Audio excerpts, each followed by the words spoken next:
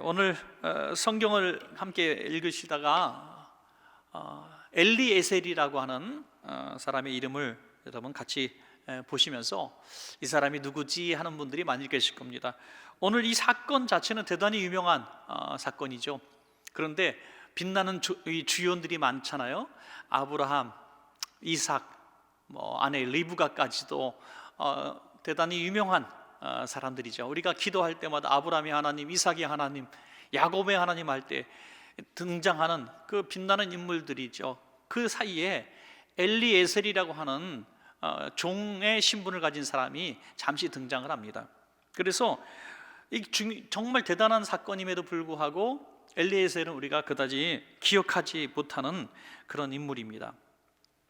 교회 안에서도 보면은 우리가 직분으로든지 어떤 큰 일을 해서 이렇게 유명해지시는 분들이 있을 수 있어요. 원천교회에서 아무개 모르면 간첩이지 할 만큼 중요한 사람들도 있을 수 있습니다. 그런데 늘 하나님 앞에 헌신하고 충성하고 또 교회에서 이렇게 자기 자리를 늘 지키는 그런 사람들 가운데 엘리에셀 같은 사람들이 교회 안에 얼마나 많은지 모릅니다. 저는 이 엘리에셀 같은 분들이 있었기 때문에 지금까지 교회가 이렇게 견딜 수 있고 또 어려운 이 코로나 시대에도 버틸 수가 있었다고 저는 생각을 합니다. 이 엘리에셀은 이 땅의 상속보다도 하나님 나라의 상속을 바라는 사람이었음을 오늘 보게 되죠. 이 엘리에셀일 때 그다음에 그 다음 이름이 이제 합성어가 된 이름인데요. 이것은 엘은 이제 여러분 많은 분들 다 아시겠습니다만 엘은 하나님이란 뜻이죠. 그러니까 그 뒤에 엘자를 많이 이렇게 그 이후에 자기 이름을 합성어로 붙이기도 하는데요. 이게 조력자라는 자기 이름을 가지고 있습니다. 그러니까 하나님과 조력자. 그러니까 우리 조금 더 영적으로 해석하면은 보혜사 성령님 이렇게 해석할 수 있을 정도로 참 거룩한 이름이라고 볼 수 있습니다. 그러니까 하나님의 조력자, 우리가 갖다가 좀 해석하기 나름이겠지만은 하나님의 은혜를 입어서 이렇게 조력하는 삶을 사는 사람. 왜 이렇게 이름을 붙였을까? 후대에 붙였을까? 하는 생각을 해보면서 아브라함의 몸종으로 평생을 살았지 않습니까? 평생을. 그래서 아브라함이 자기가 자식이 없다는 것을 이제 하나님의 사람에게 얘기하면서 하나님께 말씀드리면서 내 상속자는 엘리에셀입니다라고 말할 정도로 그가 이 아브라함과 너무나 가까운 사이였음을 알게 되는 것입니다. 그런데 이 엘리에셀이 한 일에 대해서 결론부터 말씀을 드리면 너무나 중요한 일을 하죠. 이삭의 아내 리브가를 찾아옵니다. 찾아와서 만나게 해서 결혼하는 데까지 이렇게 성사를 시키는 것이죠. 그래서 그 후손, 여러분 아시는 대로 야곱이 출생하게 되고 야곱은 12지파의 조상이 돼서 정말 이 엘리에셀이 이 귀한 아내를 하나 찾아서 이렇게 결혼시킨 너무나 중요한, 엘리에셀이 없었더라면 리브가가 없었을 정말 이런 아름다운 가정을 이루지 못할 것이라고 우리는 생각이 되어지는 것이죠. 그래서 오늘 저와 여러분 이름을 석자를 천하를 호령하는 이름으로 등장시키지 않고 원천교회에서 모두가 내 이름을 역사에 기록할 정도로 유명한 사람은 못 되어도 오늘 엘리에셀처럼 하나님께도 쓰임받고 또 우리가 만나는 사람들에게도 굉장히 필요한 사람이 되고 이렇게 하나님께서 기뻐하시는, 하나님을 정말 사랑하는 우리 엘리에셀 같이 꼭 필요한 사람, 쓸모있는 사람 되었으면 좋겠습니다.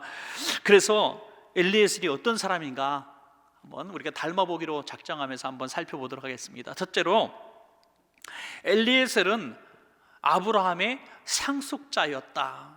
상속자. 창세기 15장에 우리 한 절을 읽으셨는데 바로 그 부분을 나오죠. 하나님께서 아브라함에게 나타나셔서 큰 복을 내가 주겠다 약속하십니다. 큰 복을 주겠다. 그런데 아브라함은 큰 복이라는 말씀을 하자마자 자식 없음을 얘기합니다. 믿거나 믿지 않거나 사실 자식이 내 삶의 이유요, 또 내가 열심히 살아야 되는 이유라고 말하는 분들이 많이 있습니다. 또 나이가 많아서 모든 걸 다 가지고 있음에도 불구하고 자식이 없으면 내가 이거 열심히 살아서 돈 모아서 뭐해, 이런 생각을 하게 된다 그래요. 줄 사람이 없을 때. 허탈한 것이죠. 그러니까 하나님께서 내게 복을 주겠다 말씀하실 때 어떤 복에 대한 기대도 별로 없는 거예요. 난 자식이 없어요, 하나님. 자식이 없는데 무슨 복이, 내 인생에 무슨 복이 주어지겠습니까? 그러면서 스스로 얘기하죠. 나는 내 상속자가 자식이 없으니까 내 종 다메섹 사람 엘리에셀이 내 상속자입니다라고 얘기하면서 자기가 자식 없음을 이렇게 토로합니다. 창세기 15장 2절에 제가 다시 한번 읽어드리겠습니다.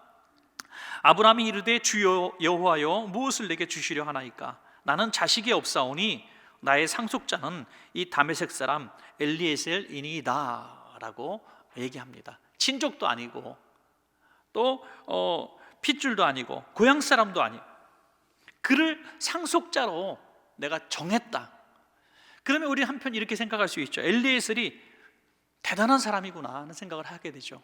왜냐하면 아브라함이 없는 사람이 아니고 능력 없는 사람이 아닙니다. 가진 것이 많고 영향력 있는 사람임에도 불구하고 자기 주변에서 그런 사람을 택하지 않고 다메섹 사람 몸종에게 내가 상속을 하겠다, 그럴 만한 이유가 있다는 사실을 충분히 알 수 있어요. 그의 모든 가문의 것들을 다 엘리에셀에게 맡기는 것입니다. 여러분, 이 상속자로 인정받은 사람 얼마나 고마운 일입니까? 여러분, 이거 남의 얘기라고 해서 별로 설레는 게 아닌 것 같아요.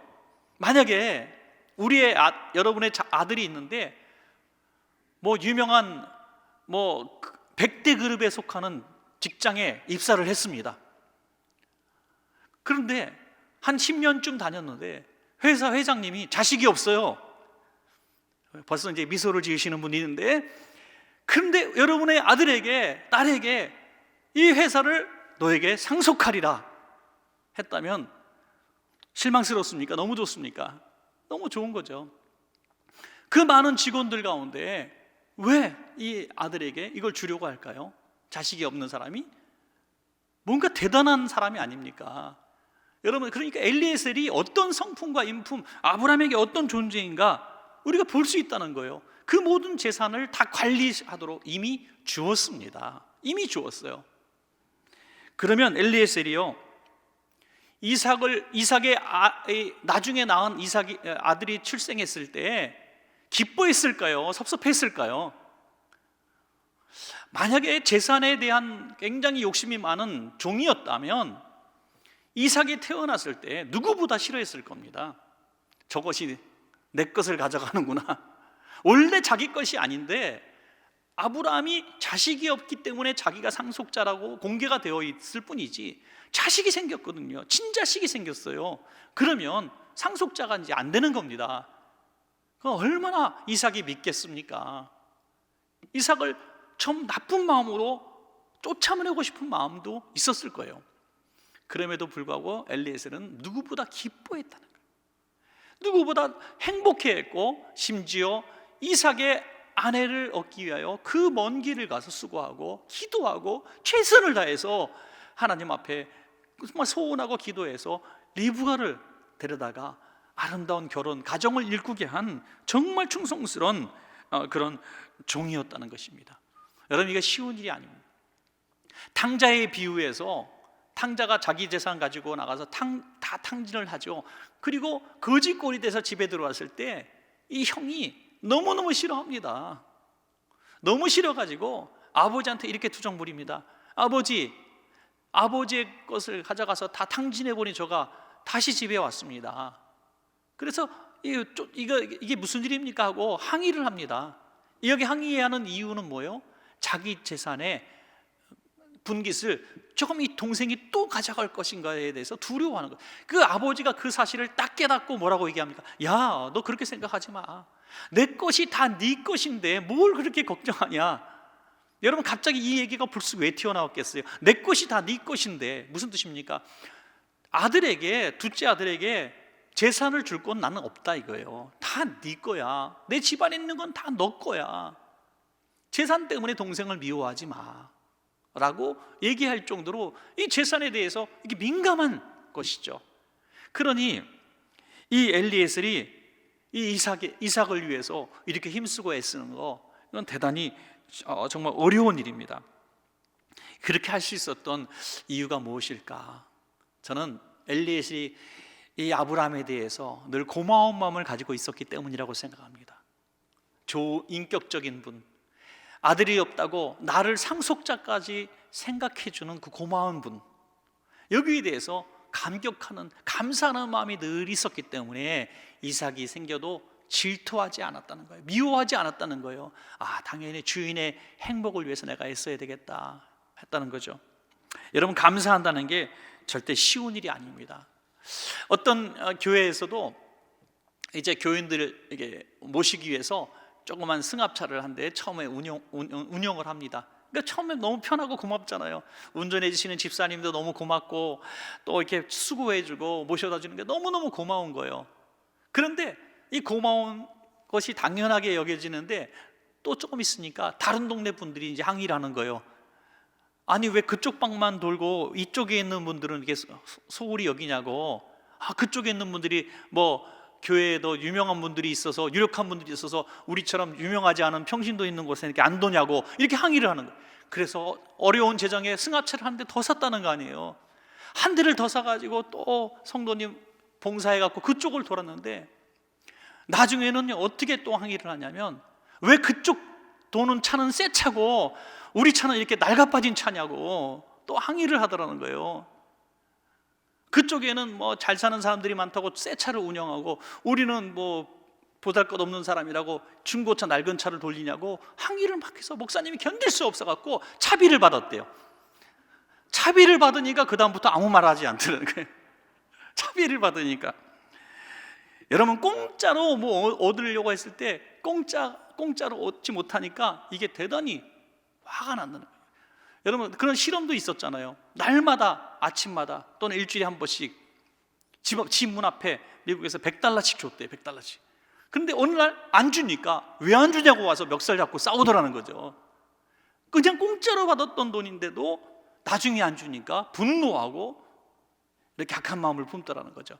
여러분, 우리가 하나님께 받은 것들이 너무너무 많고 또 우리가 우리 주변의 사람들로 받은 은혜와 도움들이 너무너무 많습니다.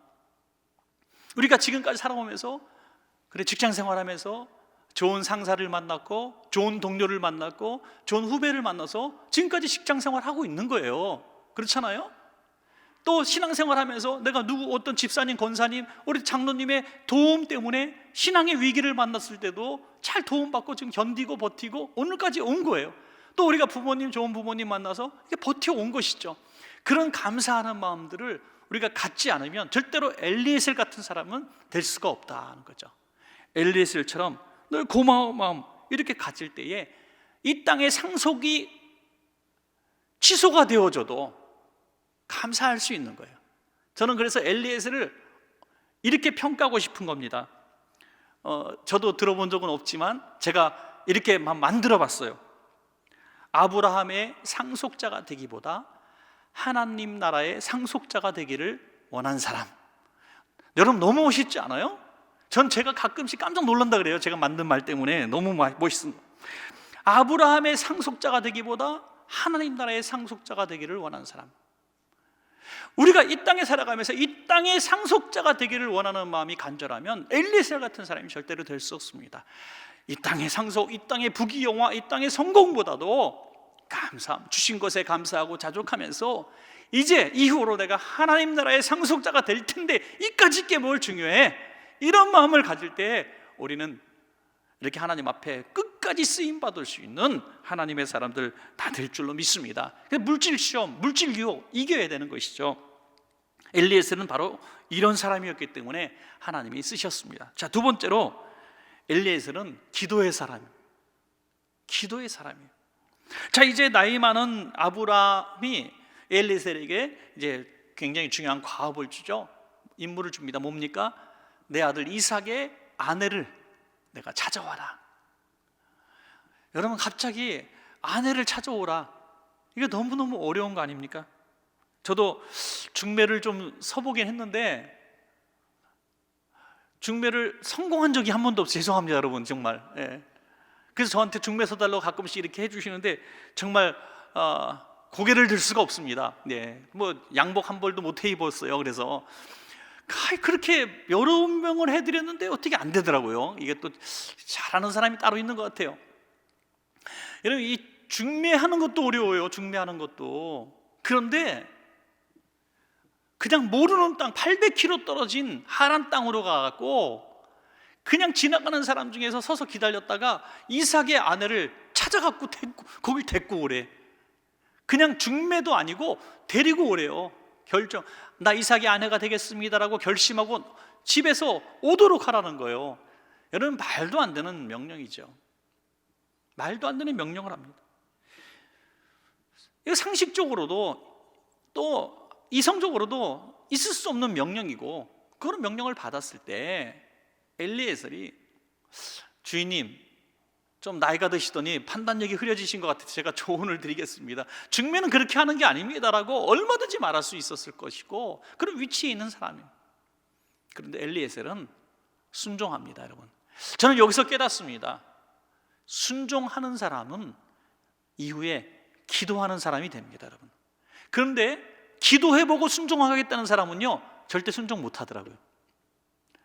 목사님들이 뭐 도움을 구하러 온 사람들한테 거절하는 제일 좋은 방법이 뭔지 아시죠? 기도해 보겠습니다. 기도해 보겠습니다. 여러분, 기도해 보겠습니다는 굉장히 중요한 말이에요. 그런데 하나님의 음성이 들려졌을 때 기도해 보겠다는 건 뭡니까? 하나님의 응답이 분명한데 기도해 보겠다는 건 뭡니까? 아니었으면 좋겠다 이거거든요. 이게 하나님의 음성이 분명하고 하나님의 명령이 분명하고 하나님 뜻이 분명한 것이 내게 선포되고 명령이 임하면 아멘 하는 것이 옳을 줄로 믿습니다. 여러분, 기사님 구역장 좀 한번 금년에 좀 안 될까요? 예, 기도해 보겠습니다. 저는 이제 어떻게 듣겠다는 거 여러분 이미 아셨을 거예요. 네, 아멘 할 수 있는 대로 내가 해보겠습니다. 그리고선 혹시 못하게 되면 제가 이제 해보려고 했는데 안 되겠습니다, 이렇게 하는 거는 저는 참 감사해요. 근데 무조건 기도해 보겠습니다 하시는 분은 거의 90% 목사님 내 금년에는 안 되겠는데요, 이렇게 말씀하시더라고요. 이 엘리에셀은 이 말도 안 되는 명령을 받고 800km 떨어진 곳에 무조건 갑니다. 무조건 가요. 가면서 하나님 앞에 기도를 시작합니다. 그래서 여러분, 순종을 위한 기도를 하시기 바랍니다. 순종을 위한 기도, 순종을 위한 기도하는 거예요. 순종하기 위해서 기도하는 겁니다. 그러면 하나님께서 지혜를 주시고 할 수 있는 힘을 주실 줄로 믿으시기 바랍니다. 그러니까 순종하기 위해서 기도하는 거예요. 기도하고 순종과 불순종을 결정하는 것이 아니라 순종하기 위해서 기도하는 겁니다. 이 엘리에셀이 이제 하란 땅에 가서 내가 어떻게 할 것인가, 어떻게 이삭의 아내를 구할 것인가라고 연구하고 고민하고 이렇게 했으면 어떤 방법도 나오지 않았을 거예요. 근데 하나님 앞에 이렇게 기도하는 겁니다. 창세기 24장 12절, 창세기 24장 12절, 그가 이르되 우리 주인 아브라함의 하나님 여호와여, 원하건대 오늘 나에게 순조롭게 만나게 하사 내 주인 아브라함에게 은혜를 베푸시옵소서. 아브라함을 위해서 기도하고 있어요. 자신이 행하는 일이 뭐 잘 풀리는 것이 물론 아브라함을 위한 것이지만 자기를 생각한 게 아니에요. 하나님, 아브라함, 내 주인 아브라함을 위해서 응답해 주십시오. 아브라함을 위해서 충성하는. 사랑하는 여러분, 하나님이 귀하게 여기는 것을 위해서 여러분 기도하고 또 순종하면요, 그 복을 우리가 받습니다. 여러분, 그래서 하나님이 기뻐하시는 일, 예수님의 몸인 교회, 하나님이 쓰시는 사람들, 이런 사람들을 위해서, 또 이런 교회를 위해서, 또 그런 사업을 위해서 이런 기도할 때에 우리 자신을 위해서 기도하는 것보다 하나님이 더 귀히 여길 줄로 믿으시기 바랍니다. 여러분, 이 코로나 때에 정말 제가 하나 걱정되는 것이 뭐냐면, 우리가 공동의 기도할 시간이 별로 없으니까 저는 교회를 위해서도 기도하고 나라와 민족을 위해서 기도도 많이 하고 또 우리 아픈 분들을 위해서 기도하고 신방도 가고 이랬는데, 이제 그것이 너무나 이제 힘이 붙이는 이런 모습을 봅니다. 전에는 설교를 하는 목회자들 위해서도 막 밑에서 기도하고 그랬는데 이제 모임 자체가 정말 수개월 동안 못했기 때문에 그 기도의 동력들도 많이 잃어버린 것 같아요. 마르틴 루터는 이런 얘기를 했습니다. 교회를 어머니처럼 사랑하지 못하는 사람은 하나님을 아버지라고 부를 자격이 없다 그랬어요. 교회가 예수님의 몸이기 때문에 우리가 어려운 때, 힘들 때일수록 더 교회를 위해서 여러분 기도해 주시기를 부탁을 드립니다. 교회를 위해서, 우리 원천교회만이 아니라 이 땅에 정말 지치고 피곤한 영혼들을 위해서, 이 땅의 교회들을 위해서 우리가 기도해야 하는 것입니다. 그 엘리에셀이 기도하고 하나님 앞에 이렇게 서원을 합니다. 창세기 24장 13절부터 우리 14절, 여러분 같이 한번 읽어볼까요? 13절부터 14절 시작. 성중 사람의 딸들이 물 기르러 나오겠사오니 내가 우물 곁에 서 있다가 한 소녀에게 이르기를 청하건대 너는 물동이를 기울여 나로 마시게 하라 하리니 그의 대답이 마시라 내가 당신의 낙타에게도 마시게 하리라 하면 그는 주께서 주의 종 이삭을 위하여 정하신 자라. 이로 말미암아 주께서 내 주인에게 은혜 베푸심을 내가 알겠나이다. 쉬운 말이죠. 이제 한 소녀를 우물가에서 한 소녀를 만날 텐데 이 소녀들에게 여러 명을 만날 텐데 다 하겠다는 거예요. 누군지 모르니까 물동이를 기울여 나로 좀 물 좀 마시게 하라. 물을 이렇게 두레박으로 뜨면 이렇게 좀 기울여서 나 마시게, 내가 가서 손대고 이렇게 물을 받아 먹겠다. 당연하죠. 이 나그네가 우물에서 기를 수 있는 방법이 없죠. 그러나 또 한편 보면 남이 왜 길어놓은 거, 힘들게 길어놓은 걸 왜 달라 그래요? 그것도 어린 소녀가 기는 걸요. 이 장정이 그냥 아무도 없을 때 자기 혼자 물 두레박이 있으면 꺼내 먹으면 되잖아요. 그런데 기다렸다가 물 힘들게 끌어올리면 그걸 나한테 마시게 해라. 좀 어떻게 보면은 예절이 없는 것처럼 보여질 수도 있죠. 그런데 거기서 끝나는 것이 아니라 묻지도 않았는데, 부탁하지도 않았는데 당신의 낙타에게도 내가 물을 좀 주겠습니다. 힘들게 물을 길어서 남의 낙타에게까지 물을 부어주겠다는 거예요. 여러분, 이런 사람이 과연 얼마나 있겠습니까? 거의 확률적으로 희박한 이런 조건을 걸고 기도합니다. 그냥 물을 주는 정도 같으면 열에 뭐 7, 8은 주겠죠. 그러면 이게 하나님이 짝지어주신 짝인지 분별할 수가 없는 거예요. 그러니까 자기가 이렇게 더 어려운 것을 걸고 하나님 앞에 기도하는 겁니다. 참 하나님이 이렇게 지혜를 주신 것 같아요. 여러분, 앞으로 어떤 중대한 결정을 할 때 이런 식으로 기도하는 것도 괜찮겠다 싶어요. 하나님, 500원짜리 동전을 던지겠습니다. 앞면이 나오면은 내가 이걸 하라는 것을 알고 뒷면이 나오면 내가 이 일을 안 하겠습니다. 이러면 안 되는 거죠. 그런 것이 아니라 오늘 구체적으로 하나님 앞에 어떤 지혜를 얻어서 이런 어떤 하나님 앞에 기도를 합니다. 어떤 목사님이 이제 조그만 교회를 이제 건축을 하는데, 이제 개척하고 처음 건축을 하는데 설계를 해야 되잖아요. 그래도 설계를 하는데 하나님이 자꾸 기도하면은 건물이 이렇게 앞으로 정면을 향해서 예쁘게 딱 디자인이 되는데 문을 앞에 정문으로 달아야 되는 거예요. 그런데 길은 옆으로 세로 쪽에 조그만 길밖에 없는 거예요. 가로 쪽으로, 가로 끝에. 그러니까 그쪽으로 정문을 내더니 얼마나 교회가 볼품이 없습니까? 이 긴 직사각형에 이쪽 끝이 정문이 되니까 볼품이 없는 거예요. 근데 기도만 하면 하나님이 그냥 남의 땅 앞인데 그거를 정문을 앞으로 설계하라고 자꾸 말씀하시는 거예요. 그래서 설계사한테도 그렇게 말씀드리고 또 교회에서 그렇게 하겠다니까 다 반대하는 거예요. 전원이 다 반대하는 거예요. 목사님, 거기다 문 내는 뭐 하겠냐고. 출구도 내봐야 남의 땅이라 들어가지도 나오지도 못하는데 어떻게 그렇게 설계하시냐고. 근데 그렇죠, 말도 안 되죠 하면서 또 기도해보면 하나님이 또 거기다 내라는 거예요. 그래서 이쪽 끝은 뭐 쪽문 하나 내는 걸로 하고 그냥 정문을 근사하게 앞으로 설계를 해서 건축을 다 해놨는데 그 앞에 남의 땅이 교회 땅이 된 줄로 믿으시기 바랍니다. 그래서 그 교회 앞으로 정면으로 쫙 길이 열리고 주차를 하고 아름다운 성전이 제대로 만들어지는 그 모습을 봤다 그래요. 여러분, 하나님 앞에 기도한다는 것은요, 순종하겠다는 사람이 기도하는 거잖아요. 오늘 이렇게 엘리에셀이 기도했을 때 하나님이 이 여인을 만나게 해주신 것입니다. 오늘 이렇게 귀한 우리가 일을 할 때에 하나님 앞에 기도하고 순종하고 이 기도한 대로 이루어지는 거 너무너무 중요해요. 그래서 한 가지만 더 말씀을 드리면, 어떤 일을 하기 전에 기도하고 그리고 그 기도 응답대로 순종하는 게 중요하다는 거죠. 제가 여러 번 드린 예화인데, 어떤 직장을 새롭게 옮기거나 또는 이사를 가거나 할 때 집을 다 옮기기로 결정하고 집도 팔고 새 집을 이제 보고 오셔서 하나님, 이 집이 그 집입니까? 라고 기도하는 건 너무너무 늦은 얘기라는 거예요. 이사 가기 전부터, 집을 팔기 전부터 하나님, 제가 이사를 가는 것이 하나님의 뜻입니까? 새로운 직장을 구하기 전에, 직장을 퇴직하기 이전에 하나님, 내가 그렇게 하는 것이 옳은 일입니까? 이렇게 기도하고 그 다음에 하나님의 음성에 순종하는 것이 얼마나 더 어렵겠습니까?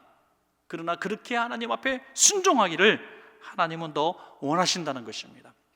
엘리에셀이 그렇게 순종하면서, 기도하면서 또 응답대로 순종했듯이 말입니다. 자, 마지막 세 번째, 엘리에셀이 왜 하나님 앞에 쓰임받았는가? 하나님께 영광을 돌릴 줄 아는 사람이었기 때문에 하나님이 엘리에셀을 쓰셨다는 것입니다. 자, 이제 우물가에 가서 한 소녀를 만나죠. 소녀를 만나서 이제 물을 좀 달라 하니까 이 소녀가 약대기까지 물을 주는 거죠. 이 물을 주니까 얼마나 귀한 일입니까? 하나님의 응답을 금방 받게 된 거예요. 근데 이 소녀가 어떤 소녀인가? 창세기 24장 16절에 보니까 심히 아름답고 남자를 가까이 하지 않은 소녀다. 그러니까 결혼하지 않은 어린 소녀였다는 거죠. 근데 심히 또 아름답다. 그래서 하나님이 짝지어 주신 짝이구나 하고 이제 생각을 했다는 것입니다. 저는 여기서 하나님이 짝지어 주신 리브가의 어떤 인성을 엿보게 되는 거죠. 또 하나, 인성을. 그 힘든 시간에 그렇게 힘들게 물을 길었는데 처음 본 남자가 야, 물 좀 줘, 이렇게 말할 때 얼마나 불쾌하겠냐 이거죠. 보통 이렇게 얘기하지 않겠어요? 너는 손이 없냐 발이 없냐, 그죠? 너는 손이 없냐 발이 없냐. 여러분, 얼마나 세상이 강팍하고 불친절합니까?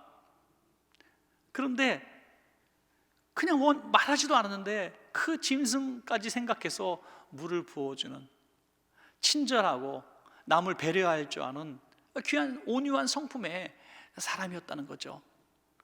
그 사람을 하나님께서 미리 정하시고, 리브가를 미리 정하시고 이 아브라함과 이삭과 야곱과 이 명문가의 가문에 들어가게 하시고 또 12지파의 어머니가 되게 하시는 축복을 주셨다는 것입니다. 얼마나 귀한 만남입니까? 이제 이 가정에서 이 엘리에셀이 자기가 이렇게 정말 귀한 만남을 주선하게 된 것을 자기 자랑으로 여기지 않습니다. 자기가 잘해서 기도해서 이런 길을 했다고 공치사하지 않습니다. 그 내용들을 제가 쭉 읽어보니까 24장 34절부터 49절까지 그가 여차여차해서 내가 이곳에 왔습니다 하는 얘기를 하는데요, 너무나 은혜롭습니다. 나중에 한번 읽어보시죠. 이런 얘기를 하는 거예요. 여호와 하나님께서 내 주인 아브라함에게 은혜를 주셔서 큰 복을 주셔서 거부가 되게 해주셨습니다. 이 집에 이제 리브가 당신이 갈 집은 그냥 만만한 집안이 아니라 거부 집안이고 하나님께서 복 주신 가문입니다라고 얘기합니다. 그리고 그 부인 사라가 어떤 사람인가 얘기합니다. 그 사라는 자식이 없었는데 하나님의 은혜로 정말 100세에 낳은 정말 귀하디 귀한 아들입니다 하고 하나님이 주신 아들에 대해서 얘기하죠. 당신의 남편 될 사람이 그런 사람이라고 얘기를 합니다. 또 나가서 이런 내가 명령을 받고 아내를 구하러 왔는데 이게 인간적으로 가능한 얘기입니까? 그래서 내가 기도했는데 기도의 응답대로 당신이 그대로 한 것입니다. 그래서 이것도 하나님의 은혜입니다. 세 번 여러분 이 세 가지 사건을 쭉 얘기하는데 주어가 항상 하나님이 들어갑니다. 하나님이 아브라함의 복 주신 가문입니다. 하나님이 사라에게 복 주신 아들입니다. 이삭이. 하나님이 내게 이런 은혜를 주셔서 응답을 주셔서 당신을 만나게 해주셨습니다. 할렐루야. 얼마나 위대한 하나님의 사람입니까? 그런 사람이었기 때문에 아브라함의 상속자를 넘어서서 하나님 나라의 상속자가 된 그런 귀한 사람이 된 것입니다. 마지막 관문이 뭘까요? 마지막 관문은 리브가의 마음이죠. 리브가 가문도 뭐 그냥 냅다 보내겠습니까? 리브가가 아이고 잘 됐네요. 지금 집이 지긋지긋해서 나가려고 했는데 그래도 내가 혼사살이 생겼으니 내가 당장 나가, 뭐 이러겠습니까? 어림도 없는 소리죠. 그래서 그 집안도 다 반대를 하죠. 처음에는 허락을 하는 모습 속에서도 열흘 정도만 더 우리에게 머물게 해라, 내가 생각을 좀 더 해보겠다, 뭐 이런 얘기로 자꾸 막습니다.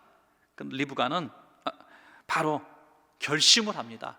하나님이 주신 만남인 것을 확신하고 내가 가겠다, 이렇게 얘기하죠. 그래서 그 가족이 리브가를 축복하는 장면이 또 은혜롭습니다. 창세기 24장 59절부터 60절까지 보면, 59절부터 60절, 그들이 그 누이 리브가와 그의 유모와 아브라함의 종과 그 동행자들을 보내며 리브가에게 축복하여 이르되 우리 누이여, 너는 천만인의 어머니가 될지어다. 내 씨로 그 원수의 성문을 얻게 할지어다. 아멘. 여기서 정말 너무 귀한 말씀이 나오죠. 너는 천만인의 어머니가 될지어다. 이 축복대로 리브가는 야곱을 낳았고 야곱이 12지파의 조상이 된 줄로 믿습니다. 천만인의 어머니, 사라가 받은 복을 그대로 이어받습니다. 만국 열국의 어미가 되는 축복을 받게 되는 것입니다. 여러분, 우리는 이런 귀한 대역사적인, 성경에 어마어마하게 중요한 역사적인 사건에서 숨겨진 영웅 엘리에셀이라고 하는 사람을 보았습니다. 엘리에셀이 없는 이 역사는 있을 수가 없는 것입니다. 사랑하는 여러분, 우리 원천 가족 모두가 엘리에셀 같은 복을, 또 그런 삶을 사시기를 바랍니다. 여러분, 그래서 우리가 이렇게 정리가 되는 거죠. 우리가 이 땅의 상속자가 되려고 하지 말고 하나님 나라의 상속자가 되기를 원해야 한다는 것입니다. 무슨 일을 해도, 하나님 기뻐하시는 일을 해도, 또 우리가 정말 충성스러운 어떤 사업을 해도, 내 인생의 길을 놓고도 뭐든지 순종하고 기도하면서 나아가야 된다는 것이고, 또 하나님의 은혜로 어떤 일을 이루었을 때는 모든 영광 하나님 앞에 올려드리는 이런 우리가 삶을 살아나갈 때에 하나님께서 하나님 나라의 상속자인 엘리에셀에게 주신 그 복을 우리에게도 다 주실 줄로 믿습니다. 여러분,